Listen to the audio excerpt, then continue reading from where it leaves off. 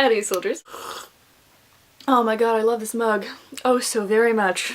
So February happened, so I thought I'd do my February wrap-up haul as I tend to do. I don't do hauls and wrap-ups anymore, I just do them all together. It's cool. That'll be my brand. You also have to excuse me if I'm not as enthusiastic in this video as usual. I'm on week 3 of being sick, and lately, it was completely my own fault, I've been staying up way too late watching pirate shows. Let's start off this video with the book that I liked the most of February, which was V.E. Schwab's A Conjuring of Light, which is the 3rd and final book in the Darker Shade of Magic trilogy. Beautiful end book, and I cried, and I rooted for people, and it was such a cool world, and I just loved everything about this series. It was so neat, it was so unique, and all the characters at the end and like the final battle was awesome, and oh, I just love V.E. Schwab, and I really hope that this is going to be more.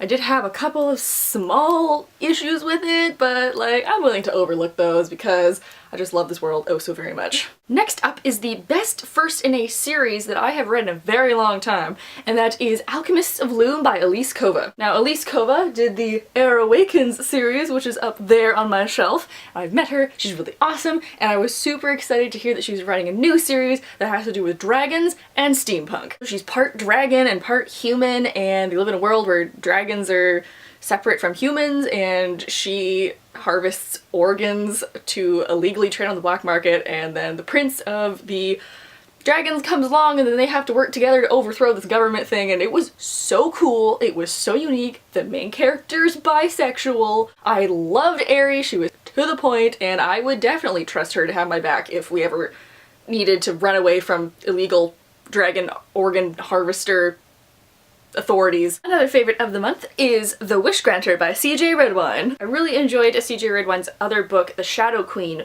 which is like creepy Snow White retelling, and this is set in the same world, but this instead focuses on the tale of Rumpelstiltskin. I liked Shadow Queen a little bit more than The Wish Granter because the ending in this one was a little bit quick for me, but I also really appreciated the strong female character in this who is the princess and awesome. Along the same veins of a fairy tale-esque book is The Winter Song by S.J. Jones. This follows the Germanic fairy tale of the Goblin King living under the earth and having to make sacrifices to him so that the spring may come again after long winters. Our main character, Lisa's sister, gets taken by the Goblin King, and she ends up bargaining her own life for her sister's, and it's about her life living under the earth, under the mountain. I got through it pretty quickly. The only thing that I had to say about it was more about herself and her own personal journey than it was the fairy courts, and I was kind of hoping for a little bit more fae court action. Next up, if you like Star Wars, you'll like this book, and that is Empress of a Thousand Skies by Rhoda Belza.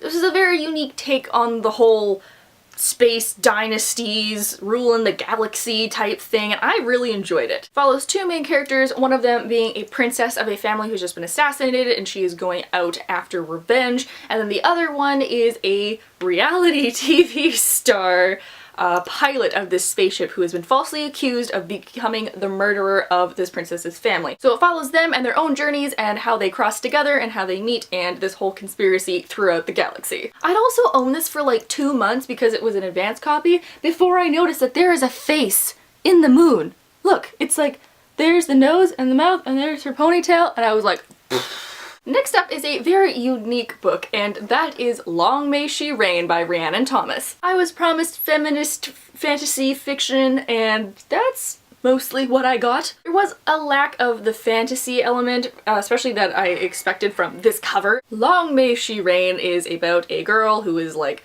ridiculously long in line for the throne, and then there's this one banquet and everyone gets poisoned and suddenly she's the queen, and it's like, oh dear god, what am I gonna do? She's also a scientist in this kind of Renaissance-ish era. She's trying to figure out who killed everybody in the family so she doesn't die, but then she's trying to figure out how to be a good ruler, and this had a very interesting like Sherlock Holmes plus princess kind of novel, so I think it's a really interesting concept, especially for a YA novel for young readers. And unfortunately a book that I'm like, whatever about is The Valiant by Leslie Livingston. You can see I have the receipt back in here because unfortunately this guy is going to go back to the store. I didn't hate this, I didn't love it either. The main character is a princess of a Celtic town that gets stolen away and then is forced to become a female gladiator under Julius Caesar. And it's such an interesting idea. I just think it wasn't quite done to maybe the degree of literacy that I am expecting now, having read so many books.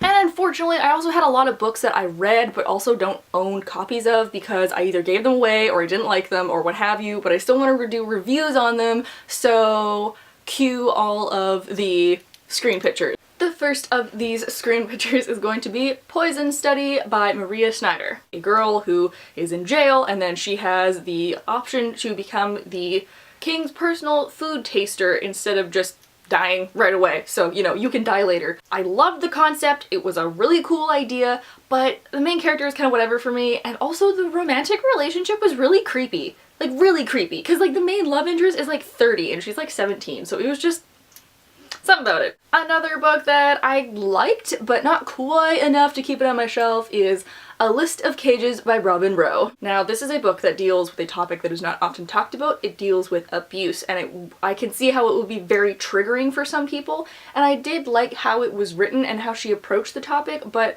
something overall about it just didn't quite give me the right vibe. A book that I got an advance copy of was Optimists Die First by Susan Nielsen. This is just a fun book. It's about a girl who loves crafting and has way too many cats and lives in Vancouver, so props for that. Unfortunately, that's kind of the only thing I can give props for this book because I just found the relationship was a little bit weird and the whole crafting aspect was unique but not super interesting. Hey, I have some friends who are some badass knitters and I would rather a story about them than this, to be completely honest. And perhaps the most disappointing is The Edge of Everything by Jeff Giles. I was so excited for this book. It's about an assassin who's from hell and he sees all your sins as this like video recording that plays over his skin. However, I received an advanced copy of it and it was so bad. I give props for the idea, I give props for the cover, and I give props for the really cool design on the pages,